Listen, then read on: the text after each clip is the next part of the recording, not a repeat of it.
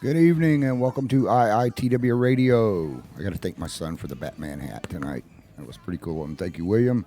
Tonight we have a good show lined up for you. There's a lot of kids that get abused, and you wouldn't think there's as many in our area. We had a good show last week where we talked about some guys that were going around and trying to hit up some little kids for sex and stuff.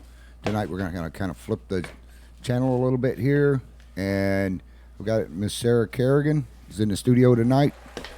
She's going to talk to us about the Guardian Enlightenment Program. So how you doing tonight, Miss Sarah? Awesome. Thank you so much for having me, Travis. No problem. Thanks for being here. We'll give people a little bit of time to catch in real quick. I want to give my condolences to the little 16-year-olds that got hit on a bicycle last night over in Pomona Park. He did pass away. For you guys and gals that were asking today, he did pass away. And so our condolences go out to the family. And if there's anything we can do to help you out, please let us know. So, you don't live in Putnam County. No, Nope. I live in St. Johns County, but I work in both Putnam and St. Johns counties. Okay, well that's pretty cool. We need more people to come into Putnam County and do some stuff. So tell us about what you do now. Give us the name of the program. Now, for you people that are watching, you can look on the top and there's information scrolling up. That's the website, and we have the phone number and everything else. So you're looking for volunteers, correct?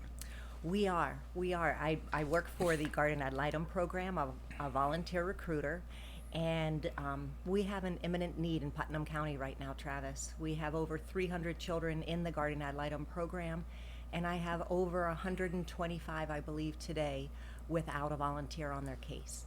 It's over 300 just in Putnam County. Correct. That's quite a large number.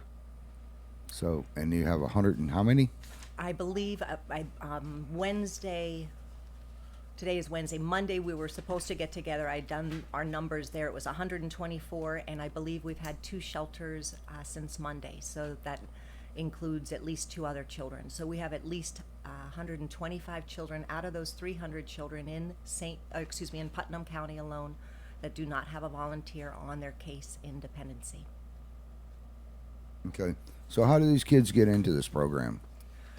Well, somebody has noticed they've had a concern about this child or these children somewhere where somebody's made a call to a hotline, a crisis line that they're concerned about these children. A child protective investigator, a policeman, someone's come out to check on those children, and they found them in imminent danger. There have been allegations of abuse, abandonment, or neglect, and those children have to be removed immediately from that home, and at that point they become wards of the state. A judge will bring those parents or that parent into a court hearing called a shelter, and regardless if that parent or those parents say that they're guilty or not guilty or no contest, that judge is going to give them a case plan, and in that case plan are going to be some tasks, and those are going to be things that they will need to do to rectify the situation that caused that imminent danger to that child or those children. And the judge gives those parents approximately 12 months to get their stuff together so that they can get reunified with the child or those children. Our program, the Guardian Ad Litem program, always starts with reunification because we believe it's in the best interest of that child to be reunified with the parents. As we work with that case, sometimes those recommendations are changed to the judge, but we become the eyes for the judge and are able to tell that judge exactly what the child or those children need and advocate for their special interest. Now, do you work with DCF does DCF call you and say, hey, we've got these kids down here that are getting ready to go into court, or does the judge call you, or is there a list that they send out to you? How does that work? In that court proceeding called the shelter, at that point the judge may or may not appoint the Guardian Ad Litem program. If he does, we will get a volunteer on that case, in that dependency case that's just taken place. So it just depends. When it comes to Family Integrity Program or DCF or CPC and all those other kinds of programs that work with the caseworkers, those are employees that actually are paid by the state to check on those children. A lot of those people roll over in that position as far as there's a high turnover. We're working in an environment where, there's a lot of depressing things that can take place. So I think there's a lot of depression and physical ailment that happens with people, the social workers that work with these kids. So they have a high rollover. We are a program based on volunteers. That's why it's successful, because we've got a minimal amount of staff, but our volunteers advocate for these children, and they do it out of the bottom of their goodness of their heart. It has to do with advocating for them as a volunteer. And it's a completely different way to approach a case than someone that's getting paid to check off a box and make sure that child's okay. So we really think outside the box as far as how to advocate for those children and what kinds of services they need. And it could be anything. I mean, it could be extracurricular. It could be that they want ballet class or ballet lessons. It might be that they need a math tutor. It could be medical needs. Every case is different, and these volunteers are trained in a special certification to be able to understand how to advocate for those children and to make sure to find those right resources for them as well. Now, how old are the children that are in this program? What are the ages that range from? Anything from newborn to 16 years. We've had children in Putnam County in this program anywhere from 1 month to over 2 years. The judge gives these parents 12 months to be able to get those tasks done in the case plan. But sometimes they'll give them a little bit more time if they think that it's worth it for them to get reunified with those children.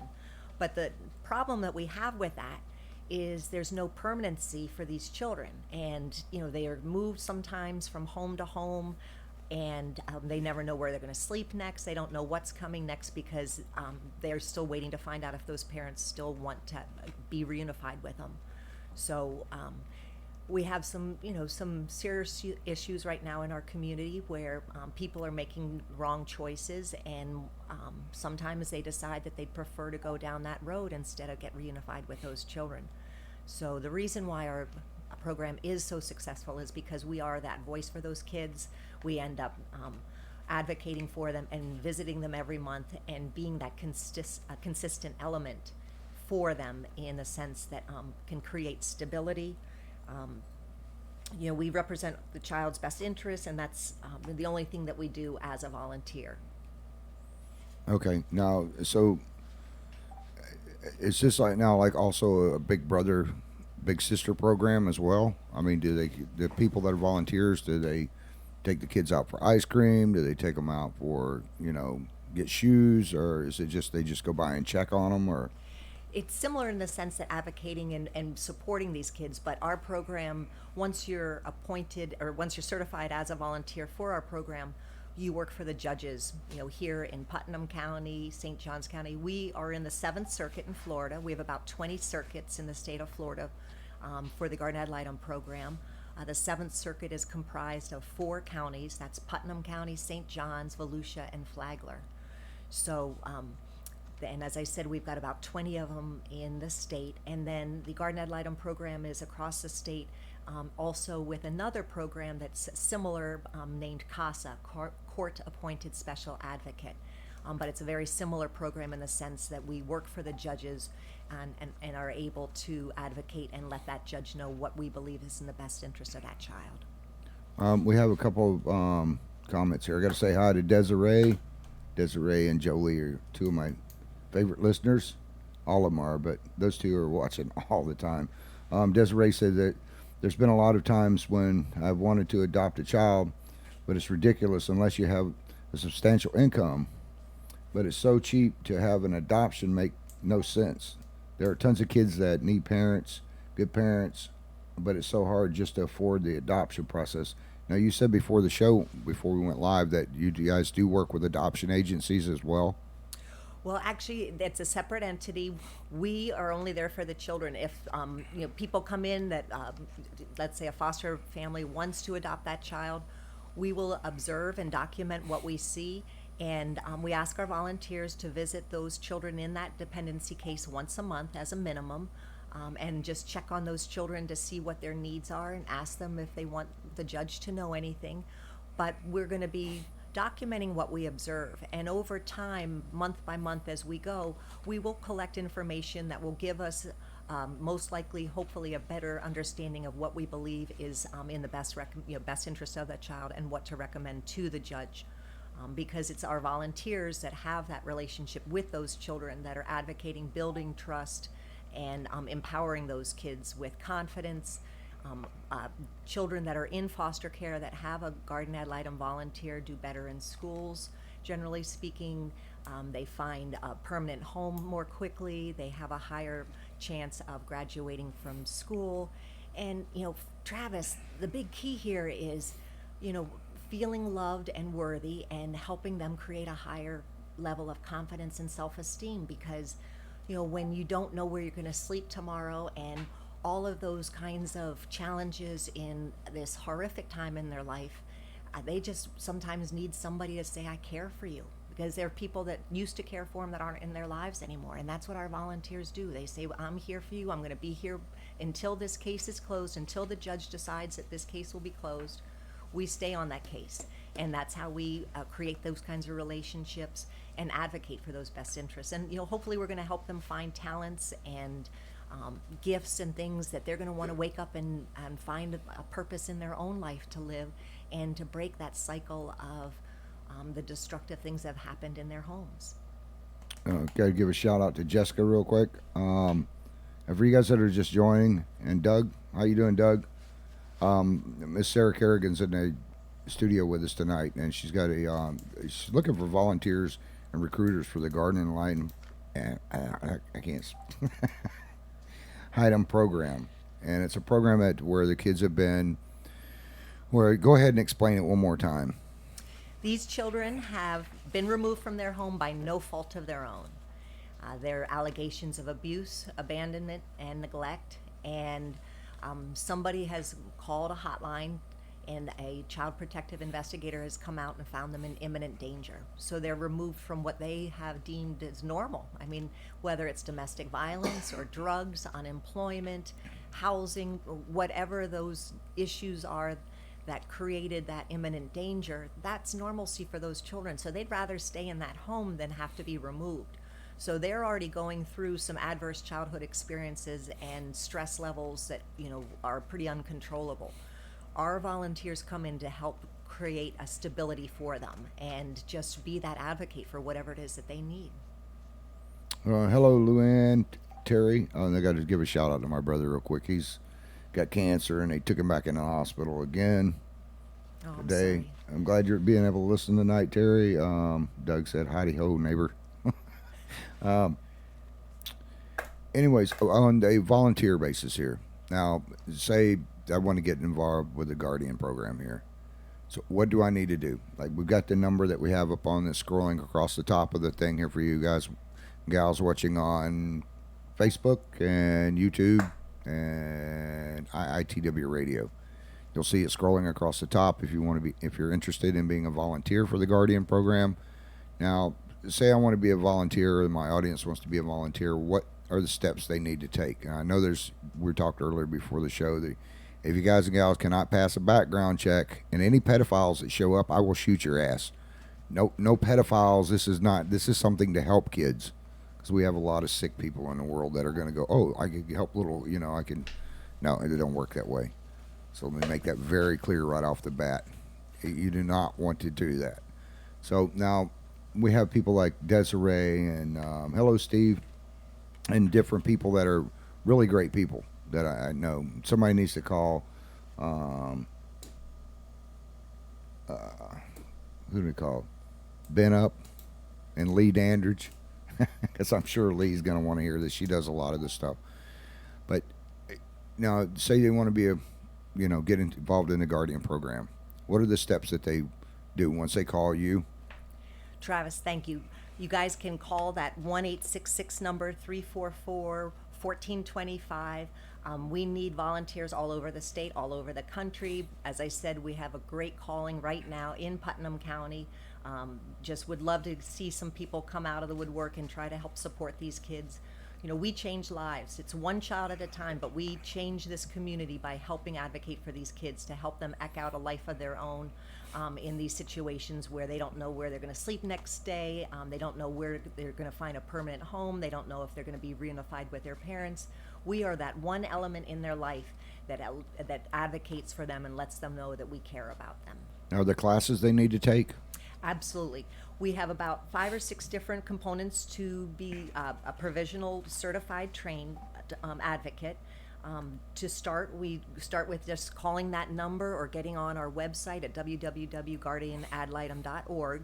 That's our state website here for Florida. And there's an application that you'll fill out. It's going to have about 8 pages asking about your background and your work and any other kinds of things that you can support these children with as far as different programs or clubs that you've been part of. It's going to ask for 3 different references. We're going to ask that you come in and meet a volunteer recruiter one-on-one to discuss the program and the role of the volunteer and make sure it's something that you guys want to pursue. There's an application, as I said, online. Let me break in here. The number is scrolling across the top of the screen for you guys and gals. It's going to be scrolling up across the top here, so you can actually write it down. Yeah, she's point up. Point right to it. Point up, Sarah, and they can see it. It'll be back in a sec. Yeah, she'll point to it when it comes up. There it comes up. And this is the number for Putnam County. Absolutely. This is right here in Palatka. This is our office here in Putnam County. You are welcome to call that if you guys are local and interested in learning a little bit more about how to advocate for these children and change their lives. Please call that 386-329-0884 number, and we will get you started. There's a number. Point up. Right, here it is. This side. There it is. Nope, this way. That way. There it is, right there. It takes everything is backwards, I think. Takes a little time. You guys are much more seasoned here. So now when they call you up and they go on to the website, they fill out the application. It's 8 pages, you said. It takes about, a half hour to fill out? Yep, and don't do it on your phone because if you get a phone call, it's going to erase it all. Okay. No phones. No. Tablets. Do it on your computer. Yeah, we really strongly recommend people that want to get involved in this program. You really need a car and a computer to be able to utilize the program and do the best advocating for these children. So now, if they call the number, will they actually mail them an application? Nope, they are going to give them.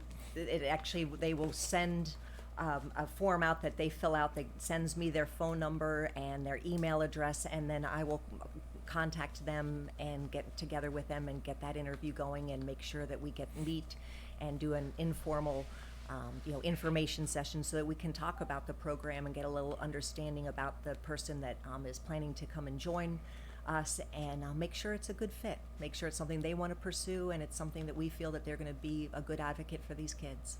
And you said there was 300 children in Putnam County, but 124 plus, and I'm sure the number grows exponentially every week. As I said, we had a shelter today. So yeah, there was a child or children removed by no fault of their own some point today, and has just started a new dependency case that we're going to be looking for a volunteer for. Now, you said once a month they can come in. I would suggest that. How many times can they come in a month to check on the child? If you find that it's this great relationship with that child and that you're, helping support them and that they're, flourishing in certain directions, and by all means visit more than once a month. The program asks a minimum of once a month just so that we can make sure that judge knows that we have seen that child and that they're okay and they're in a stable place. And if our volunteers go in there and they see their concerns, that there are things going on that they're not happy about, they're going to call their child advocate manager. There's a trilogy that each of our cases has. It's going to be a volunteer, hopefully. As we've said, not all of them in Putnam County have this right now, but we're going to look for a volunteer to work with our child advocate manager and a best interest attorney. And that's the trilogy for each one of these cases. So as that volunteer, whether they're a team of 1 or 2 people, if they're going to go out there and find some kinds of issues that they have concerns with, they're going to call that child advocate manager immediately and let them know what's going on. And if there's things that need to be rectified, that child advocate manager is going to contact the right resources to have that fixed. Now, we've had a couple of people said they would love to do it, but one of them said she doesn't have a car, so she can't go out and check on them, which I know the lady says she's a great lady. So now you said that, I was going to say, if she knows someone that has a car that she wants to work with as a team, by all means, that's one of the challenges, is that we've got to get out to go see those kids once a month, and without a car that can make it a little challenging. Okay. Now you said the program lasts for 12 months. So say I'm a volunteer, I go out, and it's 12 months.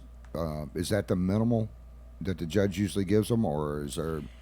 There's been recent legislation that we're trying to keep it to 12 months or less because these are kids' lives that need to be able to move forward. They need to get a permanent home, and we work with the judges to try to give these parents the best chance to get reunified, but it's just not fair to give them more than a year to try to get their act together. They've got a specific set of tasks in that case plan, and if they're not doing those tasks, the judge can't reunify them. Amanda wrote in and said, "Are we allowed to take them out to Burger King, or are they living with us?" Amanda, What? great question.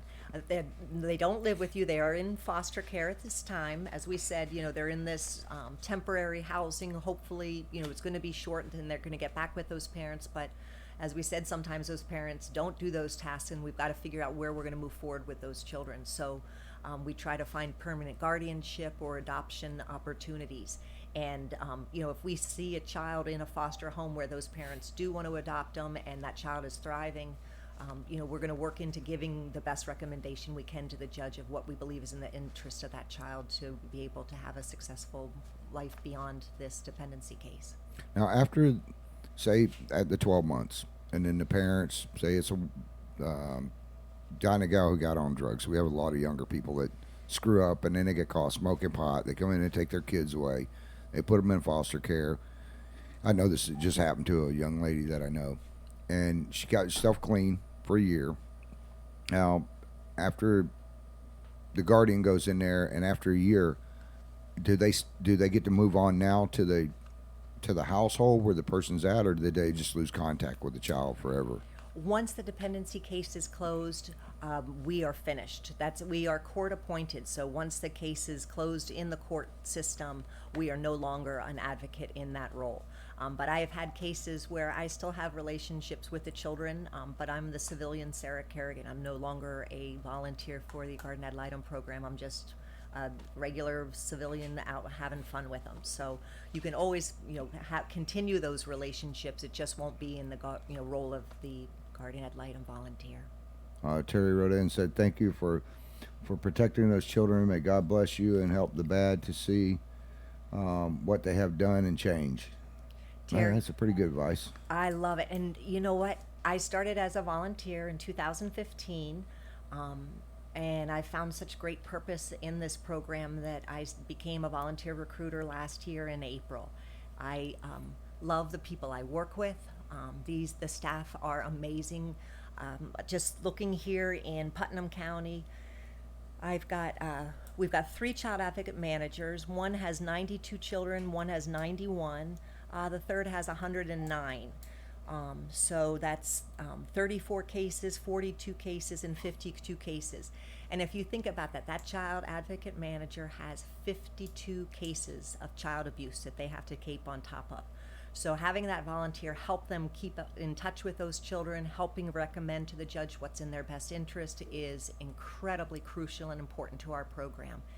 But Terry, I just have to say, I am so humbled by the volunteers that come to this program that change these children's lives and change our community. We're doing it one child at a time, but it's working, and it makes a whole difference in the way that our future is going to be if these children can find their gifts, their talents, and a reason to get out of bed and love life. That's what the world is all about. I've got a bunch of questions that I'm writing down, and I'm trying to keep up with them. So if I don't get to your question, I'm sorry. We'll try to get her in here another night. It says, how long after the approval? So the person comes in, they get approval, they go through, they get their background check, they go to the classes. Now, you said before there was a mentor that would go out with them and then teach them the ropes. Absolutely. Once you've gone through the certification, we have you start with a mentor who's an experienced How long does the volunteer. certification take to get? You can do it within a week. I mean, the longest thing that's going to take is going to have Washington be sending back the fingerprints to Tallahassee, and then I'll get an email that says yes, no, or we need to talk. So the components that we have for certification is, as we said in the beginning, we're going to start with a conversation with one of our volunteer recruiters. We're going to get to know you a little bit better. You're going to get to know our program a little bit better, know the role of our volunteer, and then we're going to see if it's something that you want to pursue and if we think that you're somebody that would be a good candidate in this role. We're going to send you that application that's going to give us a little bit of an understanding of your background, Once we've gone through that interview, that information session, and we want to move forward, we're going to send you a link that's going to give you 3 classes to take. They're on our website, our state website, www.gardenadlitem.org. And it's those first 3 chapters. And those are on the role of the garden ad litem, child well-being, and child abuse. There's a small little quiz at the end that you take, and a little certificate when you've finished proving that you have taken those classes. We ask you to come and observe court.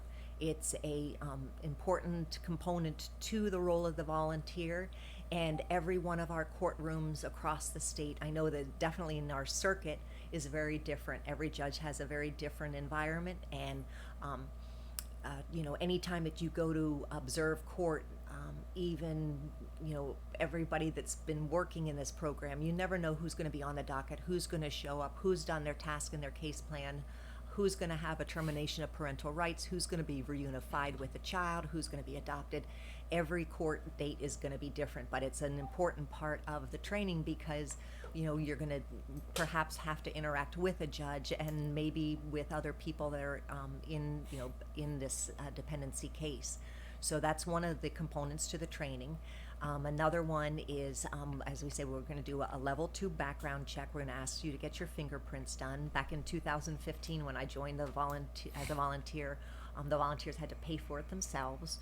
But now the Garden Ad Litem program pays for those fingerprints for our volunteers.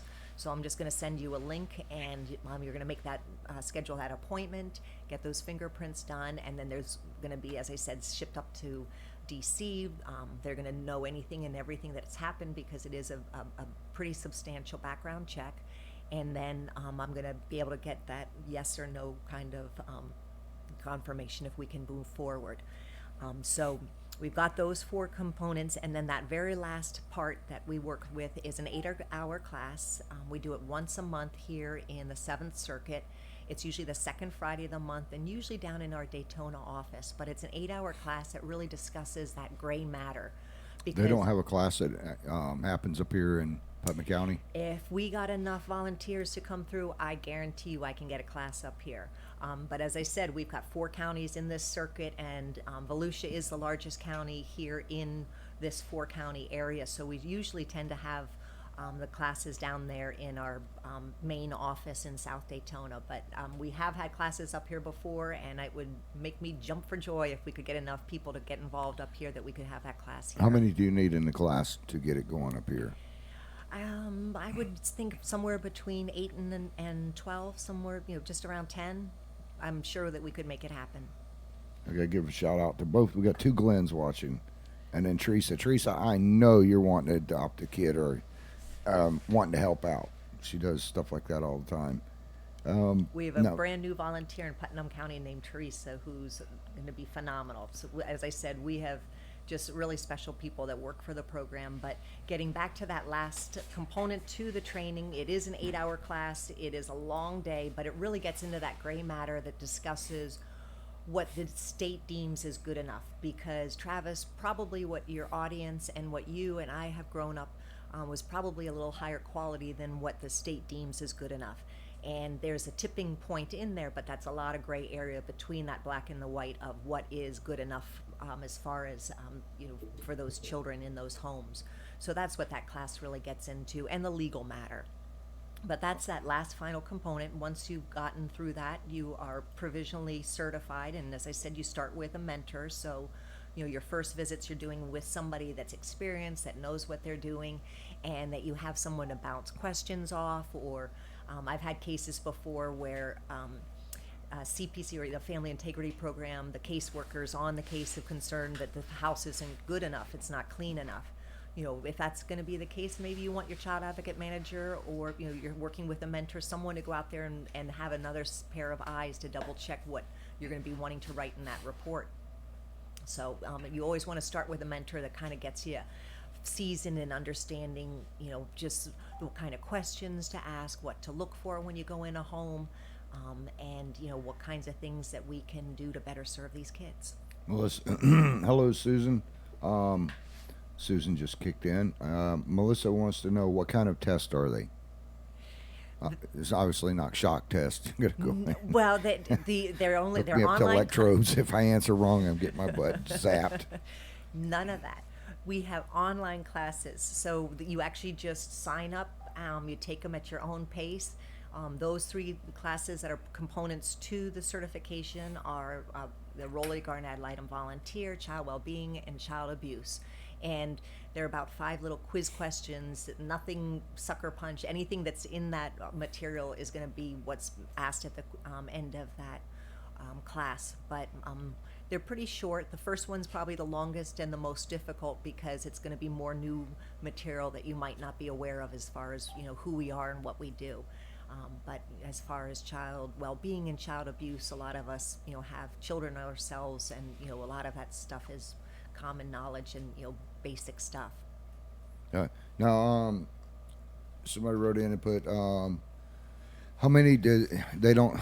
You guys don't like swamp them, do you? If you get like a volunteer and then go, oh well, you've got 10 kids you need to take on, or next thing you know, it's 50 or 100. Is it just they can take on one kid or as many as they want, or how does that work? Is there a limit on it? No, it depends on the individual. We have people that are retired that will take 10 cases on at once.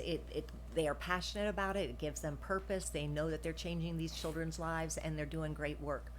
We don't ask. We ask you to take one case, maybe 2, to start. And I think that's just plenty enough to get involved. And I can't tell you if it's going to be an easy case or hard case. No one knows what's going to happen if those parents are going to do those tasks. We just know that those children need somebody to tell them that they are special, that they have a voice, and that they are going to have those services that they need if there are any that are needed. Hello, Herb and Susan and Victor wrote in and wants to know, do they get paid for their gas or time, the volunteers? We have a program that now that if they travel 25 miles one way, 50 miles or more round trip, we will reimburse them for gas. Okay, well, that's good to know. Now, how do you guys get your funding? I already know this, but yeah, I'm sure the audience wants to know it, because now you're going to ask them to donate. It's a state-run program, so unfortunately, we don't have any kind of budget that we work through that people can hand us money to help us with these kids. But we have 2 fabulous foundations. Our local foundation is the Gal 7 Foundation, who supports primarily Circuit 7. So that's Volusia, Putnam, St. John's, and Flagler counties. And if there are people out there listening that have deep pockets that just want to help Putnam County, allocate that money and earmark it just for that. If you want to spend it on sports, on shoes, it doesn't matter. Any ways that we can create normalcy for these kids is so important right now, here, today. Judy wrote in and said, I adopted my son and have a permanent guardianship over my daughter, and the guardians did an amazing job in making sure what was best for the children. Thank you for all that you do. Music to my ears. I love the people I have met that are adults that have come to me and told me what their guardian ad litem volunteers did for them before they aged out of the system at 18. It is a life-changing opportunity for these kids when these volunteers get involved. But Travis, we start with a dark story. This is not a volunteer job for everyone, and I don't want to sit and sugarcoat what we do. We start with a very dark story. We start with imminent danger. It's the kids that have gone through it, not our volunteers. And as I've said, this is a successful program because these volunteers care about these children and want to make a difference in their lives. It sounds like a great program. And if you guys and gals listening, I went through a children's home and stuff there. Of course, back in the 70s, there wasn't any adoption agencies sucked. There was no guardian programs. You had volunteers that would come in, and I was lucky enough to have a couple of good sponsors that paid the way so I could go to a private school and get a good education, and a couple of other people that made sure I had shoes to wear and clothes to wear and stuff like that. Now, I'm sure if there's stuff that we can do at the Putnam Way, and you can get a hold of Tammy, we'll get you set up after the show with that, because we have a lot of good people. Even if you can't volunteer, there's still stuff you can do. I mean, you can help get the word out, for one. I mean, hit your friends up and share, have them go back and read and read articles, or they can go to your website. They can learn about the program. The main thing is getting the word out. Let's see. Gloria Travis, wrote in and said, are these problem kids, or am I going to get a little punk? That's a good question. I, you know, I think it's a good question, especially because, well, I think children lash out when they feel like no one loves them, that they need attention. Um, that's what our volunteers do. There are children that, are going to have behavioral issues. We have children that are on medications because of the adverse childhood experiences that they've gone through.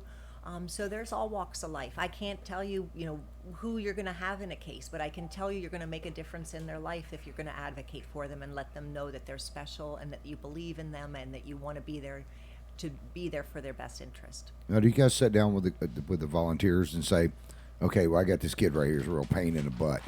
I was one of those kids, and or do they get to read a case profile on the child before they go in, and can they say, look, this looks too much like a problem for me. This kid's kicked 9 grown men in the groin. A good question. I think our child advocate managers and the supervisors to our offices do a fantastic job making a good fit, because there's some people that are going to be able to have a background, that are going to have maybe a nursing degree with, if we have some special needs children's that are going to be able to advocate in a little bit of better experience background for them. I always say when I meet with a prospective volunteer, once you go through the program, talk to your child advocate managers. There's a specific age group that you want to work with, or a gender.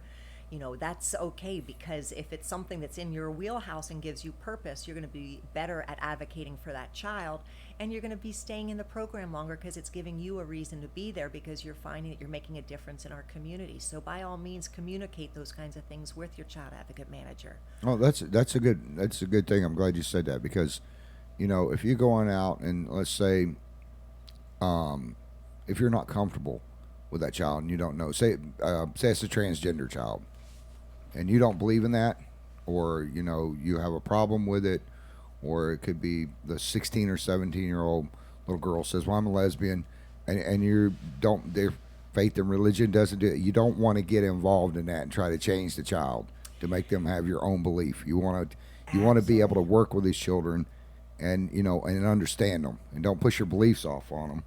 But yeah, that would be a good thing to get cases lined up and tell the caseworker, your boss or whoever, tell you that, hey, I'm not comfortable with, Yeah.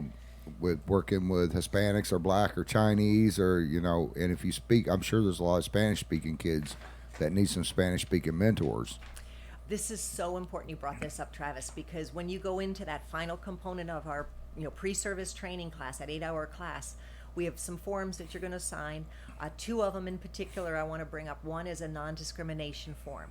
So if you're out there listening to the show tonight and you'd have a hard time dealing with somebody that is considering being bisexual or gay, or has some kind of different walk of life as far as race or creed or religion, we would prefer you not volunteer for our program. We need people that are not biased. We need people that are impartial, that have a big heart, and they're going to care for somebody and understand that they have issues that they need addressed and things advocated. So yes, if people have an issue with discrimination, we really, there's no place for that in our program.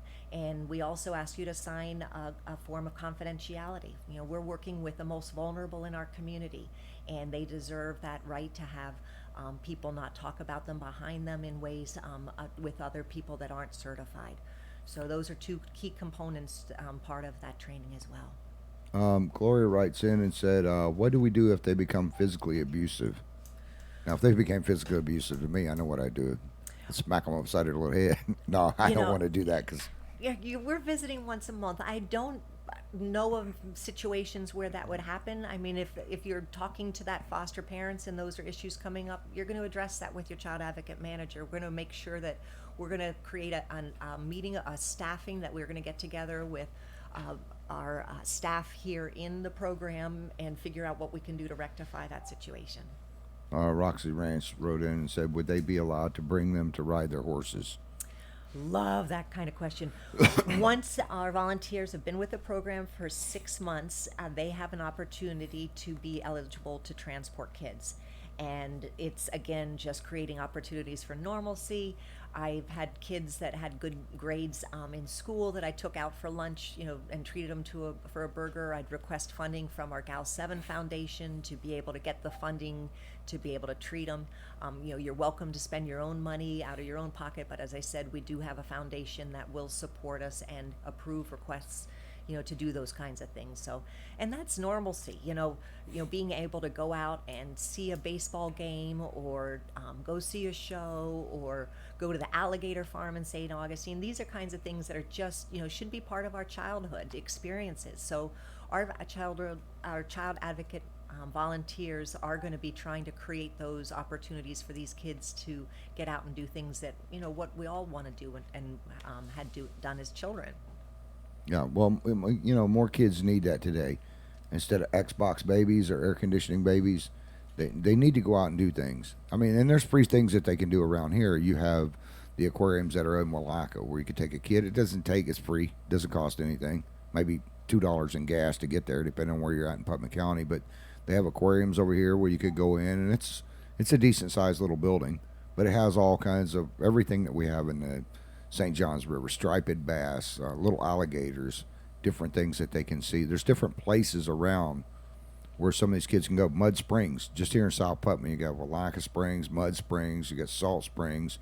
Now, speaking of Salt Springs, would a person in Putnam County be allowed to take a kid to like Salt Springs, which is in Marion County, or do they got to get special permission? I mean, what's going on there? Once they are eligible to transport children, you would contact that foster parent or parents and let them know that that's what you'd like to do, and make sure that it's okay with them. And you'd let your child advocate manager know that you were doing that, and it wouldn't be an issue. We're trying to create experiences and memories to make them feel normal. So any of these kinds of opportunities that what we've experienced as children, or what our volunteers are trying to help them experience. Now, for you guys and gals that are just joining in, this is to help kids that have been taken, that have gone to court, they've been removed from their homes, they're either with foster care, correct? Yes. Or I don't know if they might stick them over in Roder Haven Boys Ranch, but they've been removed from their homes. And now they're waiting in court because Neil had written in, hello Yvette, had written in and said, how much time are we looking at, a day or a week, or is this 40 hours a week?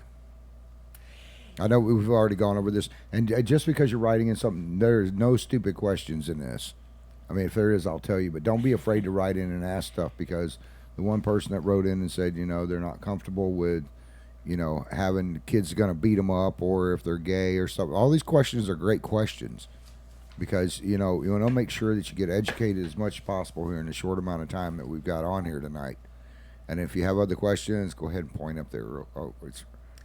They can't see my hand. It's backwards. It's going across there someplace. There you go. You got it better than I do. That's our Palatka office number, guys. So, absolutely. I also want to get back to Travis, what you were saying. Neil was asking that on the 40 hours a week, or yes. a day, or no. We're gonna ask one visit a month. So if it's a case where you have 4 children that are placed in 4 different homes, it's going to take you a little bit longer to visit those 4 children than one child in one home. So we usually say something around 5 to 10 hours a month on an average. But as I said, this is a very fluid program. We can't tell you exactly what's going to happen in a case, if someone's going to work on those tasks in that case plan or not. They may start to work on them and they change their mind 6 months into the case. They may not get involved at all and then suddenly change their mind. We can't control what the actions are for those parents, but we can make sure to be there for those kids. So it can be anything. It could. We say usually it's about 5 to 10 hours, depending on 1 or 2 cases, and just depending on what is going on with that individual case. Yvette said, "Hi Travis, I'm actually doing this as a volunteer. Just did my paperwork and schedule for training in August." Good for you, Yvette. Thank you, Yvette. I was wondering if that was you. Hi. Okay. I don't know Yvette, but apparently you know Yvette. So there you go. There's one more volunteer. You know, for 100 and you said 24 kids still left, and I'm sure by tomorrow it'll be 126, 128. I don't think you'll have enough volunteers. Hello, author. Um, One of my friends there, she's a great writer. Oh my God, I hope you're still writing books, author. She's a phenomenal writer. But that's for another show. Author, you need to call me too so I can get you on the air one night. Now, one of the questions that came in says they have children. Would that be a good thing for them to take their kids out to? Um, which myself, I think it would be good, especially if you have kids that are sitting in a room and you suck as a parent, da da da da. Well, I think maybe if you had these kids, it would help them as well as help the other kid that you're taking them out to see, so they can see a different side of, you're not so bad off after all those kids that have it worse than you, but it might help both these kids because it would not only you as a parent volunteering or an adult, but how does that work when if you have a child? Are you allowed to take that child with you to? Yes, absolutely. We're looking for opportunities of normalcy. So yeah, absolutely. If you have a child of similar age and you guys want to take the children out in a foster game, by all means, that's an opportunity for normalcy to hang out with other kids. Hanging out with other children the same age is going to give them social interaction, more self-confidence and other kinds of opportunities, being able to hang out with kids their own age. So absolutely, we're looking for opportunities of normalcy.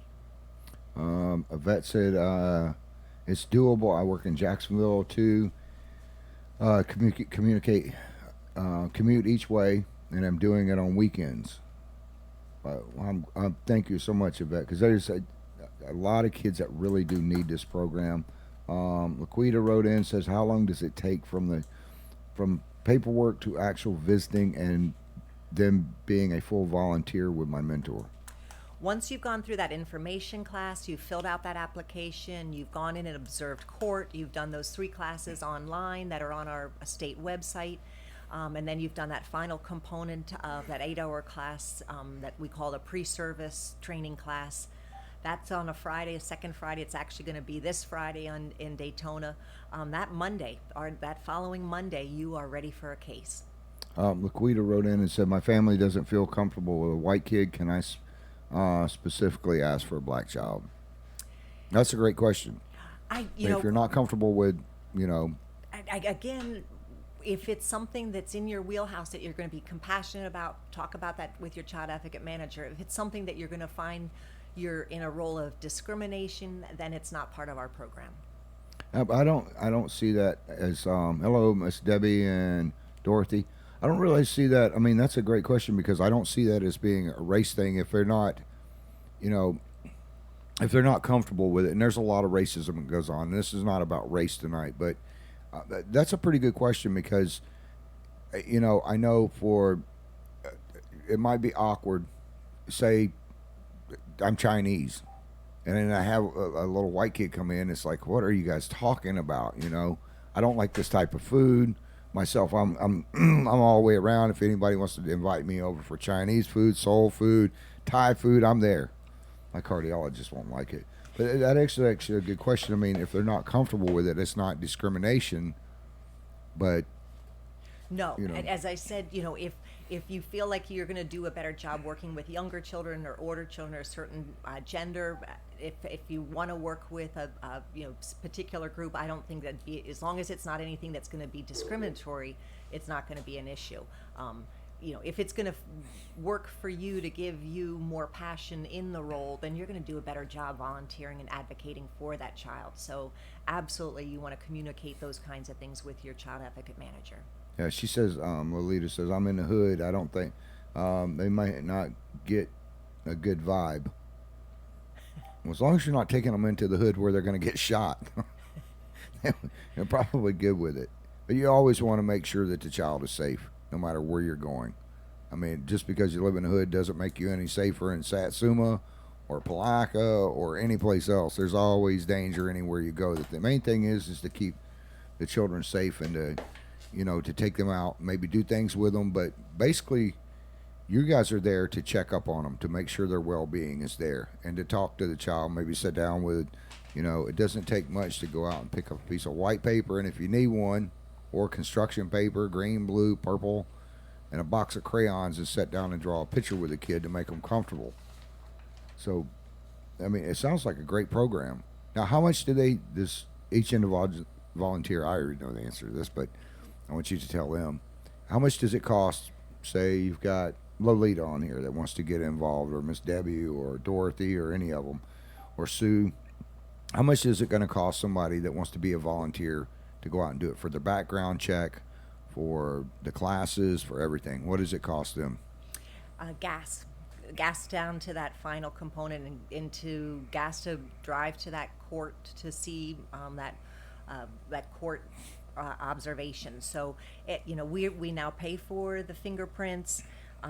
It's getting into our office to meet with us to talk about the role and the program itself, and make sure it's a good fit for those people that want to get involved, and that they want to pursue it, and then we want them to come join us. It doesn't cost anything for those fingerprints. As I said, the program now pays for it. It used to be that we paid for it back in 2015, but now the program pays for the fingerprints. You can get on the web and take those classes for free. There's no charge there at all. And Travis, I also want to just get back, talking about what we were talking about a minute ago. As a volunteer recruiter, there are 4 things that we really like to do when we get out there and talk about this program. Number 1 is we want volunteers. As I said, I've got over 125 kids right now in Putnam County alone that need a volunteer on their case, just to let them know that they are somebody that is going to be there to advocate for them, and just be there for them while they're waiting to find out what happens with this dependency case. The second thing I'm going to do is say, you guys get out there and talk about the Garden Ad Litem program. Let people know who we are and what we're doing, so these kids have a voice beyond just these volunteers advocating for them. Thirdly, call me up, get that number in Putnam County, and say, come on, do a presentation at our Rotary Club, at the Kiwanis Club, at our Women's Book Club, at, I don't care, whatever group it is. Anybody that has compassion and is passionate about working with these children and changing our community, those are the kind of people I want to engage in this conversation to help us out and change this life and change, this world. And the fourth thing is, this is a skeleton program. We have so few people that are staff members on it. We are based on these volunteers. This is a successful program because we are volunteer based. We have no one in there that's had vested interest. There's no biases. It's just wanting these children to live a better life. So the fourth thing I always say is, if you can't do any of those, you can always support our Gal 7 Foundation, and put some money in and allocate it to whatever direction you want. If you have a passion for sports or literacy, or whatever it is, you can always earmark that money into a specific county or into a specific direction. Art classes, doesn't matter. Anything we can do to make those kids feel special and normal. We're just about out of time, but I got a couple more questions I want to get to here real Okay. quick. Vet says, I think there's confusion. We aren't taking the child anywhere. What are we going? We're going to them where Thank they you, are. Yvette. Is that right? Yeah. Yes.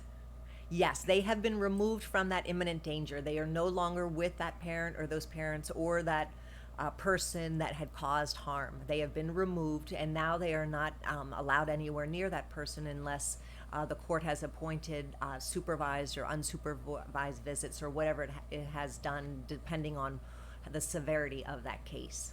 Also, we got is this also a tax deduction that they can use on their fuel or stuff to write off?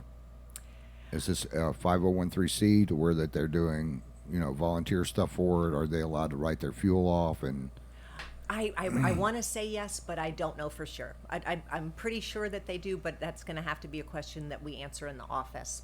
I don't have a perfect answer for that tonight. Nathan wraps in and says, do I need a degree? And if I have a health issue, is there any physicals that they have to take to do this? No, you don't need a degree. You just have to have a big heart and care about these kids. Todd wrote in and said, I'm confused what the foster parents are doing for these kids. Am I missing something? 2 separate entities. fostering is when people take children into their home and they stay with them. And whether it's going to be a permanent or a temporary, these are where these children are housed while they are waiting for their parents to get those tasks done in that case plan that the judge has given them in that dependency case when they've removed that child from that home. So in that sense, that's a whole different entity. There's different training. There's different components to becoming a foster parent. We are the Guardian Ad Litem program. We are just volunteers that visit that child or those children in that dependency case once a month, and then we report and document what we have observed. So we're going to visit those foster homes. We're going into that home that should be stable and safe for that child, but we want to make sure it is, and we're going to make sure to let that judge know if there's any kinds of issues that we find. What the best thing is that we go in there and we let that foster parent know that we're there to advocate for that child. So usually it's a win-win situation because we're going to be able to bring in services that that foster family might not be able to know about or be aware of those resources available. But our program is fantastic, and it's always growing of finding, whatever it is that we can do to better service these children. Okay, well, I think we're about out of time. If I didn't get to your questions tonight, I'm sorry. I apologize. We're trying to get to everybody we can, but there's way too many coming in, and way too short of a time frame to cover everything that we need to cover. But I want to thank you for coming in, Miss Sarah. And if you guys want to go find out, if you'll just hang out for a little bit, then I'll be off the air here in about 2 more minutes. But thank you so much for coming in. I am so grateful for this opportunity, Travis. I know you guys have a full schedule and you guys have so many people that want to come in and get on this show, and I am humbled to be your guest tonight. So you guys, thank you so much. Oh, you're welcome. Thank you for coming in. Thank you. This is a great program, and my grandfather used to say there's no child born as a criminal. Society creates criminals. The one way that you can help out with these children is by keeping an eye on them. These kids have gone through probably more hell than the average person. They've been removed from their homes, and they need a break, but they also need somebody to check on them. And that's where this checks and balance systems come in. And this is what the Guardian Enlightenment program does, is they go out and check on the kids that are in foster care, and they try to help make a difference. And they do make a difference in it. As you can see with the vet, she's a volunteer there. And hello, Zach. Zach, we're just getting off the air. Vet said thank you for doing this, by the way. But they help all ages of children, not just, little babies. But it may be, I know when I was put in a children's home, I was 12 years old. Nobody wants to work with a 12-year-old punk or brat. Fortunately, I wasn't a punk or a brat. Well, the people might say that helped me out. But it made a world of difference in me. It kept me from turning out into a criminal. If these kids can see somebody come in and it actually cares about them and out there checking on their well-being, and it helps the parents out, and the parents and there's a lot of people that get wrapped up into drugs that shouldn't be and don't want to be on it. The main thing that's wrong with our country today is there's too many turnkey kids, and there's too many divisions, not just with race and everything else, but in the family. Grandparents are raising more kids these days than I have ever seen in my freaking life. But the parents that do want, maybe they screw up, maybe they got DUI or something, and the judge took their kids away. They screwed up. They're trying to get their lives back together. Those people still need that chance to do that. And this is a great program, and I think you guys and gals need to get involved. If you go back and check this out on YouTube, you can go to IITW Radio, or you can go to the Putman Way and bring it up. You can go, remember to hit the subscribe buttons and the likes and all that other good crap. But you can go back and check out the office in Palacios, 386-329-0884, or you can check it out on IITW Radio on Facebook, on the Putman Way on Facebook, on YouTube. There's a ton of places you can check it out. Go back, have your friends go back and watch the show and get some more information. I want to thank Zach. He's one of our FHP guys, one of my favorite of the FHP guys, by the way.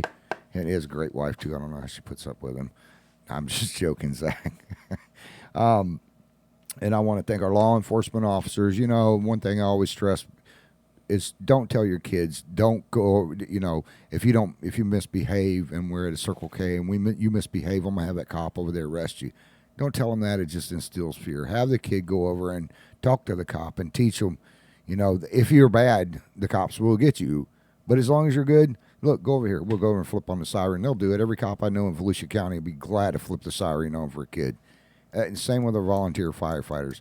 Most importantly, respect our veterans. When you see an old veteran in the store, shake their hand, thank them for their service. If you see a young veteran in his fatigues there at the store, thank them there for their service. The main thing is to have respect and love for each other, and in this country, it will flip around. It's not a politician thing. It's a human nature thing. Help these little kids, guys and gals.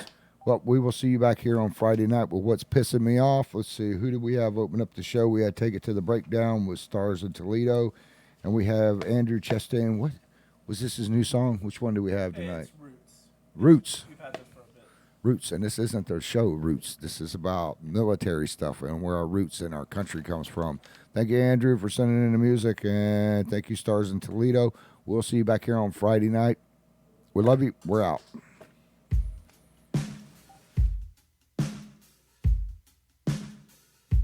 Well, I was born just across that Georgia line, and I grew up in the mountains of North Carolina. I spent my summers riding bikes, catching catfish and lightning bugs. My mama and daddy never spared the rod or the good book.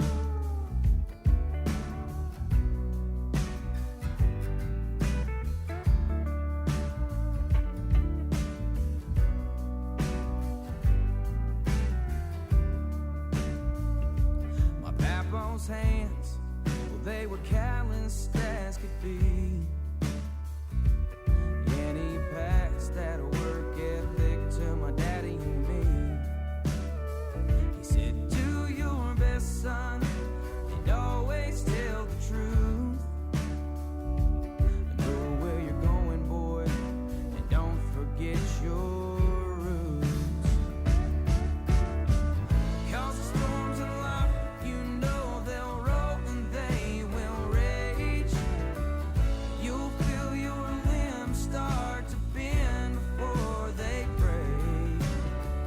just remember this land where you were raised, and keep your faith.